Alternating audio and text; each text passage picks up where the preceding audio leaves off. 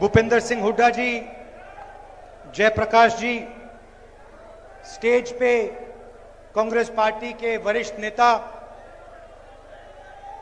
भाइयों और बहनों और कांग्रेस पार्टी के हमारे प्यारे कार्यकर्ताओं, भैया भैया ब्रदर थोड़ा पीछे आ जाओ भैया।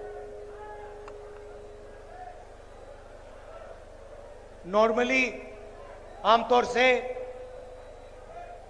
बब्बर शेर अकेला दिखता है, टाइगर अकेला दिखता है, यहां पे मतलब हजारों टाइगर एक साथ बैठे हुए हैं। कांग्रेस पार्टी के कार्यकर्ता, मोदी जी का आपने चेहरा देखा आजकल? देखा है? पहले 56 इंच की छाती हुआ करती थी,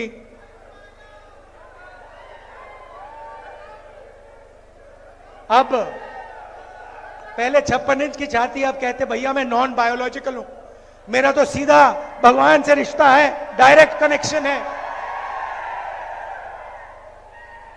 पैनिक में आ गए, घबरा गए।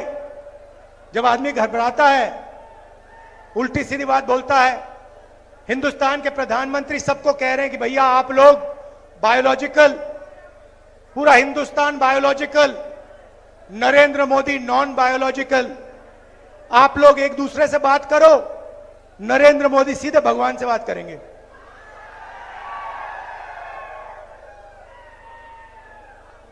और फिर भगवान ने चुनाव में उन्होंने उनको सबक सिखा दिया। उत्तर प्रदेश में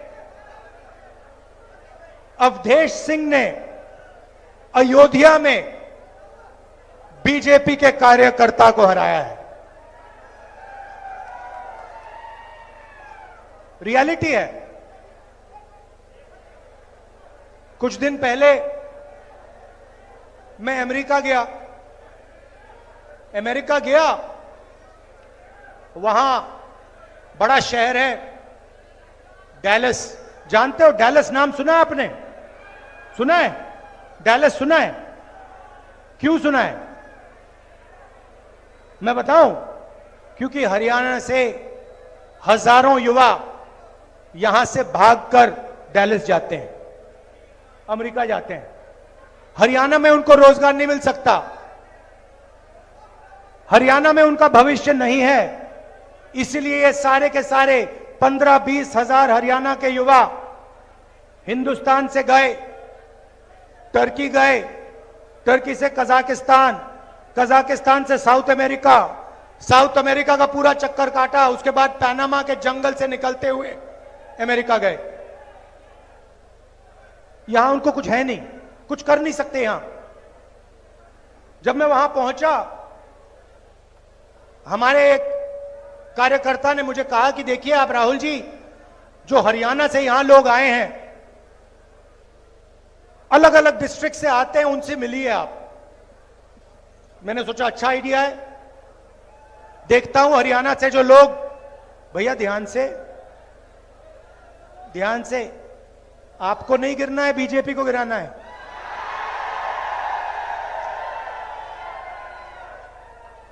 जोश बहुत है अंदर, आज फुल है, इंजन पूरा स्टार्ट है।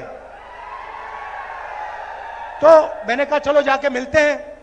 गया, 15-20 लोग छोटे से घर में रहते हैं, एक कमरे में एक साथ खाना पकाते हैं, एक साथ सोते, कोई जगह नहीं।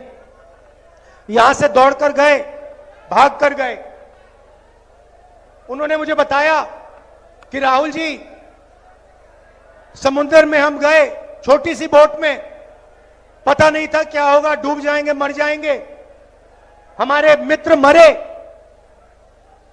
बोट के बाद हम साउथ अमेरिका पहुंचे।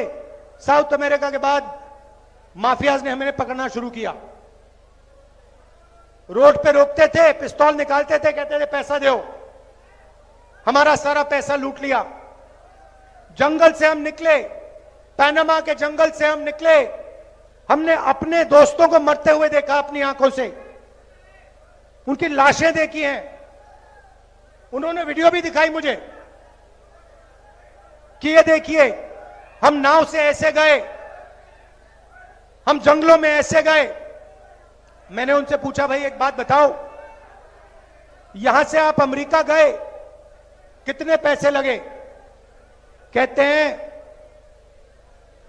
35 और 50 लाख के बीच में लगते हैं। मैंने उनसे पूछा, भैया आप जा रहे हो, अगर आपके पास 35 लाख रुपया है तो आपने हरियाणा में बिजनेस क्यों नहीं खोला? छोटी सी दुकान क्यों नहीं चलाई?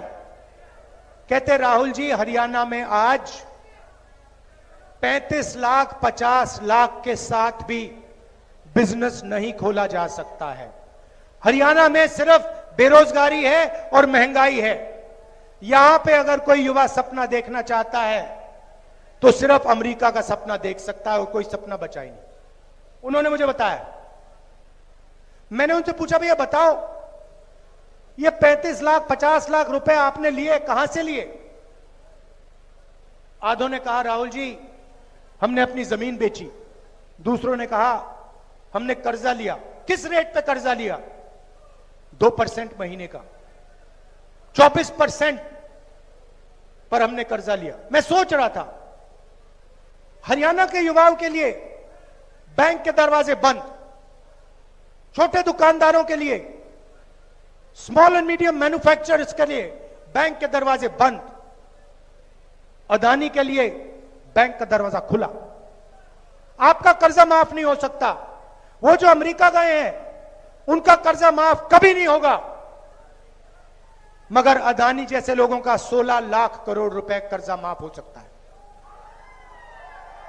किसानों का नहीं होगा, मजदूरों का नहीं होगा, अरबपतियों का होगा। कैसा हिंदुस्तान है? जिनको जरूरत है उनको नहीं मिलता है। जिनके पास पैसे की कोई कमी नहीं है, अगर उन्हें 1 लाख करोड़ रुपए चाहिए 1 लाख दे देते हैं, 2 लाख करोड़ रुपए चाहिए 2 लाख करोड़ रुपए लो। फिर उन्होंने मुझे कहा अमेरिका में कि राहुल जी एक काम कीजिए, आप हमसे तो मिल लिए, मगर हमारे बच्चे जो हैं, हमारे परिवार हैं, वो हिंदुस्तान में है। हम अब अमेरिका आ गए हैं, हम वापस नहीं जा सकते। अगर हम यहां से निकल गए, हमें वापस नहीं आने देंगे। ग्रीन कार्ड नहीं है, 10 साल लगेंगे ग्रीन कार्ड के लिए। राहुल जी एक काम कीजिए, आप हमारे बच्चों के पास जाइए, परिवार के पास जाइए और उनसे कहिए कि उनको डरने की कोई जरूरत नहीं है, उन्हें रोने की कोई जरूरत नहीं है। हम अमेरिका में हैं, हम काम कर रहे हैं, उनको घबराने की जरूरत नहीं है। तो मैंने सोचा बिल्कुल सही बात है। और जैसे ही मैं अमेरिका से वापस आया, मैं करनाल गया। वहां पे उन्हीं परिवारों के बच्चों, माताओं से, फैमिली से मैं मिला।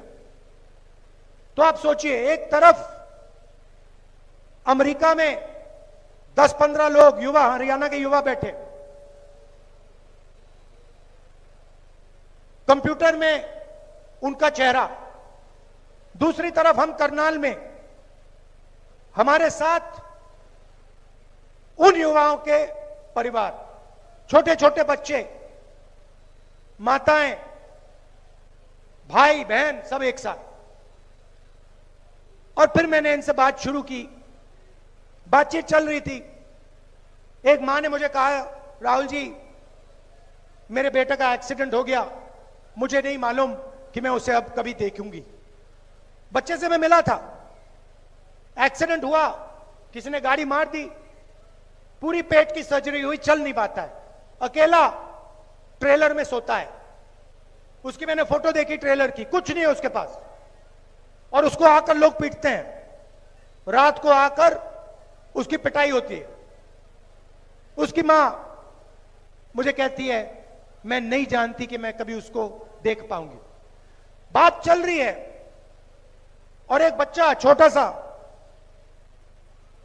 नाम देव, दौड़ता हुआ जाता है और कंप्यूटर को पकड़ता है, चिल्लाने लगता है, पापा पापा पापा वापस आओ, पापा वापस आओ। रो रहा है चिल्ला चिल्ला कर। मैंने ऐसी आवाज मैंने सुनी नहीं आज तक, जो मैंने करनाल में हरियाणा के बच्चे की सुनी। पापा वापस आओ। पापा देख रहा है बच्चे को, मुस्कुराने की कोशिश कर रहा है, कह रहा है कि घबराओ मत बेटा, घबराओ मत। उसके आंखों में भी आंसू हैं, वो छुपे हुए हैं, दिख नहीं रहे हैं। बेटा चिल्ला रहा है। यह है आपका हरियाणा। बाप उधर, उसके आंख में आंसू, वो दिखा नहीं पा रहा है। बेटा इधर चिल्ला रहा है। यह हरियाणा। यहां आपको कुछ नहीं मिल सकता। आपने 10 साल इनकी सरकार देखी है। यहां पे आजकल ड्रग्स फैल रहा है, पूरा हिंदुस्तान जानता है। पता नहीं आपने सुना या नहीं सुना, अदानी के पोर्ट में हजारों किलो हेरोइन पाया गया था। अखबार पढ़ा आपने? पढ़ा? किसी पर कार्रवाई हुई? कोई कोर्ट केस हुआ? किसी को पकड़ा गया? नरेंद्र मोदी ने कहा कि भैया अदानी के यहां पोर्ट में हेरोइन पकड़ा गया है, मैं कार्रवाई करूंगा, मैं देखूंगा हरियाणा कौन कोकेन भेज रहा है, कौन हेरोइन भेज रहा है। बोला नरेंद्र मोदी ने? क्यों नहीं बोला? क्यों नहीं बोला? क्योंकि अदानी उसकी मार्केटिंग करता है। यहां किसानों से उनका हक छीना जाता है। रोज आप मेहनत करते हो, आप प्रोडक्शन करते हो, आप देश को भोजन देते हो, आपको सही दाम मिलता है? धान के लिए, गेहूं के लिए सही दाम मिलता है? अरे भाई, किसी के जेब में तो पैसा जा रहा है ना। अगर आपके जेब में नहीं जा रहा, पैसा आसमान में तो नहीं उड़ रहा ना, किसी ना किसी के जेब में तो जा रहा है ना।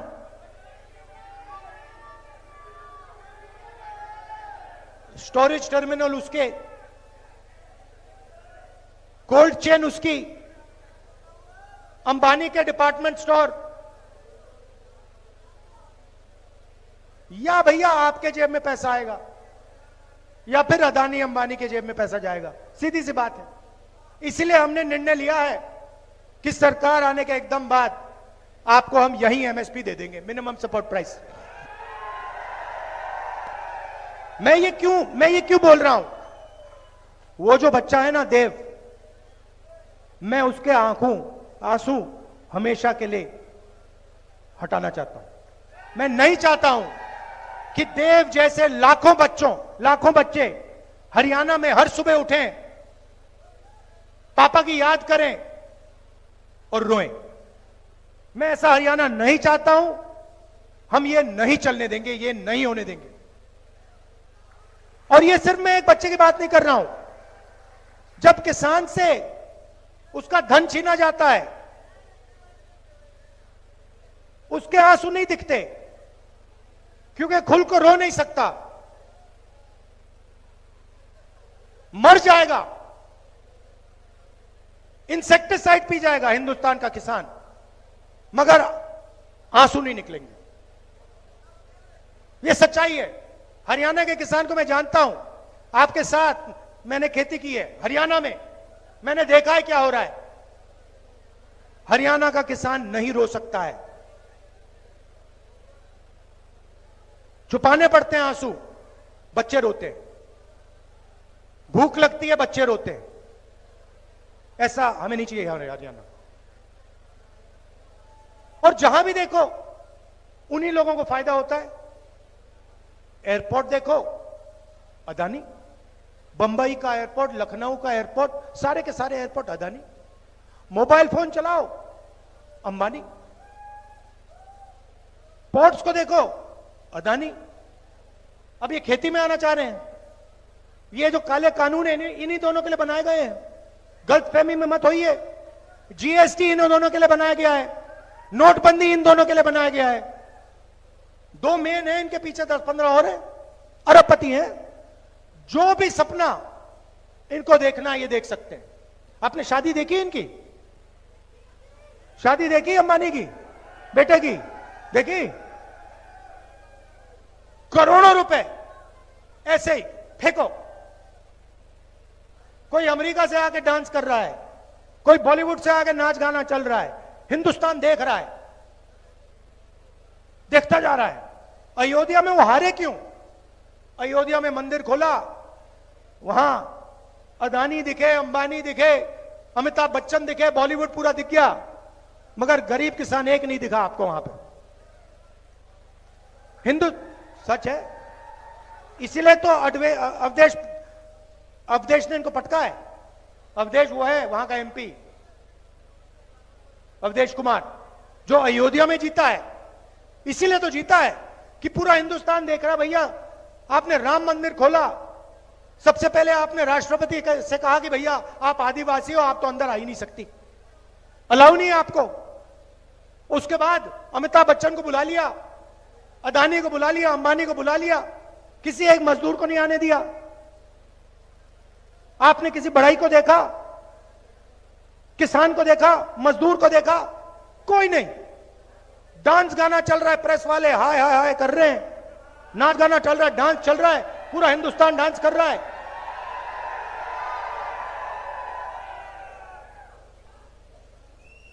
ये रियलिटी है आपकी। तो अब आप कहोगे कांग्रेस पार्टी क्या करेगी, तो मैं आपको बताता हूं। मैं शुरुआत की बात करता हूं। सबसे पहले गरीब लोगों के जेब में डायरेक्ट पैसा डालना है, सीधा। और भैया मैं आपको बता रहा हूं, ये मैंने लोकसभा में वायदा किया था।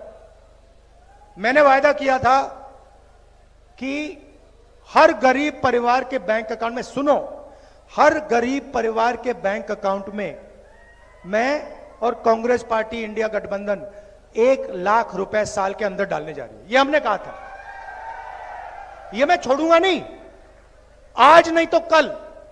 मैं बता रहा हूं, याद रखो आप, जितना पैसा इन्होंने अंबानी अदानी को दिया ना, मैं उतना ही पैसा निकाल कर हिंदुस्तान के किसानों को देने जा रहा हूं। मुझे कोई फर्क नहीं पड़ता मीडिया वाले कुछ बोले ना बोले। छोटे बिजनेस वालों को, मिडिल साइज बिजनेस वालों को, बेरोजगार युवाओं को, किसानों को, मजदूरों को, जब नेशनल लेवल पे सरकार आएगी हमारी जो आने वाली है, उसी टाइम जितना पैसा नरेंद्र मोदी ने अदानी और अंबानी को दिया है, गिनती से मैं उतना ही पैसा हिंदुस्तान के गरीब लोगों को दूंगा। मगर अब हरियाणा की बात, अब हरियाणा की जनता के जेब में डायरेक्ट हम पैसा डालना चाहते हैं। सबसे पहले महिला शक्ति प्रोग्राम, 2000 रुपए महीने के महिलाओं के बैंक अकाउंट में हरियाणा की सरकार डालने जा रही है। सिलेंडर कितने का है आजकल? कितने का है? 1100, 500 का हो जाएगा।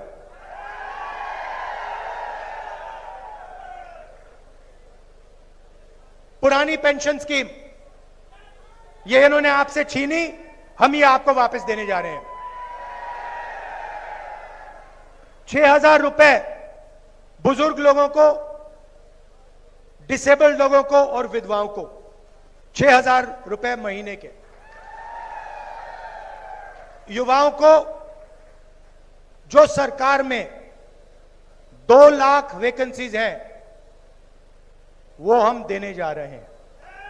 मगर सुनिए, सबसे जरूरी बात सुनिए, ये जो 2 लाख नौकरियां दी जाएंगी, हरियाणा के युवाओं को दी जाएंगी, ये हर एक जात को, सबको फेयरनेस के साथ इक्वली दी जाएंगी। ये हरियाणा की हर एक जात को ये नौकरियां मिलेंगी, सबकी सबको। किसानों को मैंने कहा कि एमएसपी गारंटी करके हम आपको देंगे, और जो आपका बीमा का पैसा है वो आपको 6 महीने बाद, 1 साल बाद, 3 साल बाद नहीं मिलेगा। जैसे ही नुकसान होगा उसके एकदम बाद आपको आपका बीमा का पैसा दिया जाएगा।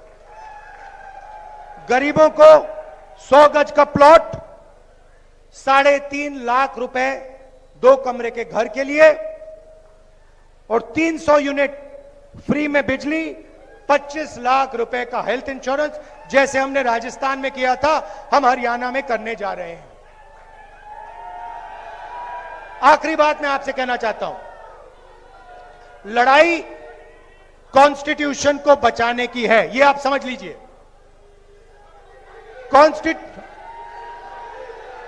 हाँ, अग्निवीर का मैं आपको 2 मिनट में समझाता हूं।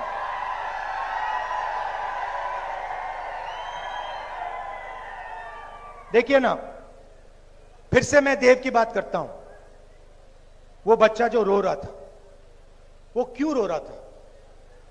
वो इसलिए रो रहा था क्योंकि उसको पिता के लिए जो भी रास्ते थे, रोजगार के जो भी रास्ते थे, उन सब को नरेंद्र मोदी ने बंद किया है।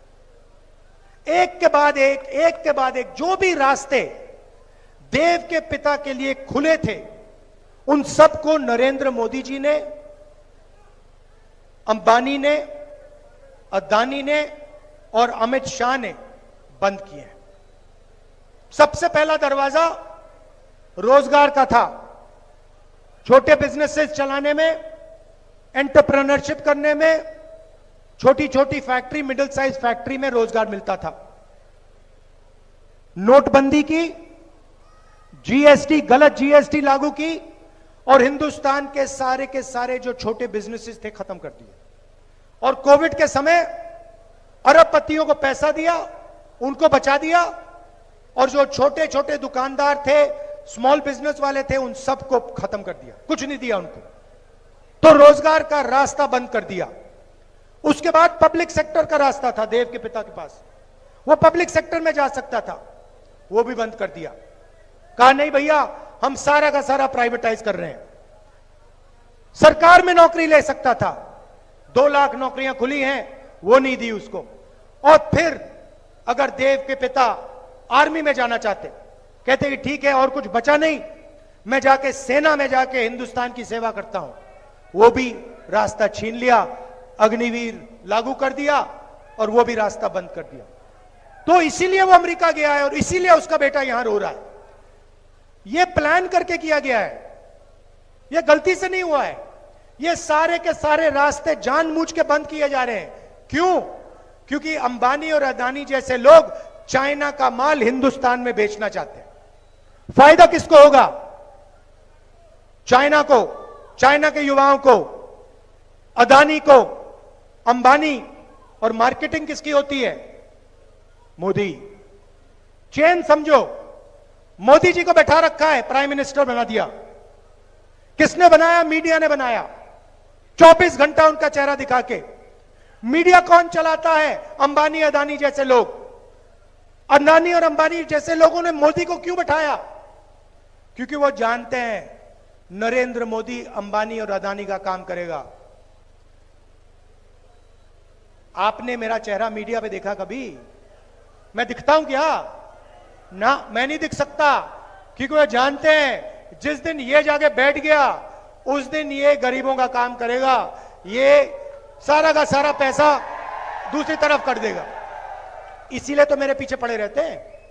इसीलिए तो हजारों करोड़ रुपए मेरी छवि खराब करने में डाले इन्होंने, क्योंकि ये जानते हैं कि ये जिस दिन आ गया, इस दिन ये सारा का सारा पैसा किसानों को, मजदूरों को, बेरोजगार युवाओं को, महिलाओं को देना शुरू कर देगा।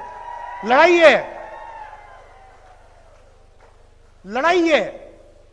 और अग्निवीर वही चीज है। देखो भैया, सीधी सी बात है, हुआ क्या है? अग्निवीर योजना का नाम दिया अग्निवीर, मगर सच्चाई में अग्निवीर क्या है मैं बता देता हूं। सच्चाई में इन्होंने क्या किया? पहले आपको याद है 1 रैंक 1 पेंशन हुआ, मतलब अफसरों को पेंशन मिली, थोड़ा सा पैसा उधर गया। उसके बाद प्रॉब्लम आई, उन्होंने कहा यार अदानी से हथियार खरीदवाने हैं, मगर जवानों को पेंशन मिलती है। ऐसे करते हैं, जवानों से पेंशन का पैसा छीन लो, उसे नया नाम दे दो, उसे अग्निवीर नाम दे दो, और वो पूरा का पूरा पैसा अदानी को कर दो। आप देखो, इंटरनेट पे जाओ और अदानी डिफेंस कंपनी सर्च करो। अदानी डिफेंस में आपको दिखेगा इजराइल का हथियार दिखेगा। अदानी नहीं बना रहा, इजराइल की कंपनी बना रहा है। अदानी उसको हिंदुस्तान में बेचता है। अदानी डिफेंस में आपको ड्रोन की फोटो दिखेगी। ड्रोन इजरायली कंपनी बनाती है, अदानी हिंदुस्तान में उसको जोड़ के बेचता है।